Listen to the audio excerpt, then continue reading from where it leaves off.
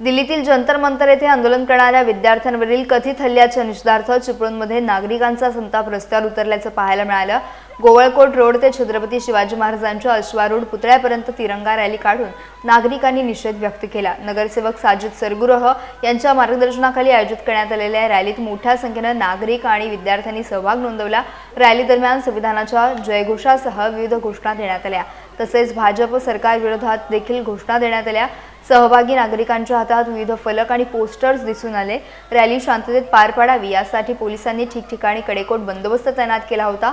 या आंदोलनात नगरसेविका सफा गोठे, मेजबा नाखुदा, नसरीन खडस, माजी नगरसेविका रिहाना बिजले यांच्यासह अनेक नागरिक आणि विद्यार्थी सहभागी झाले होते। या रॅलीतून आंदोलनकर्त्यांनी आपला निषेध नोंदवत संविधानिक मूल्यांप्रती आपली भूमिका व्यक्त केली। 33 दिवस ज्या पद्धतीचे विद्यार्थी आपल्या हक्कासाठी लढा लढत आहेत, त्यांच्या हक्कासाठी आम्ही रस्त्यावर उतरलोय। आणि ही जी तानाशा सरकार आहे ती त्यांचं ऐकत नाही, धर्मेंद्र प्रधान राजीनामा देत नाही, म्हणून आम्ही रस्त्यावर उतरलोय आणि अशाच पद्धतीचे आमचा लढा लढत राहणार। काय मागणी आहे सर, आमची एकच मागणी आहे, जी विद्यार्थ्यांची मागणी आहे।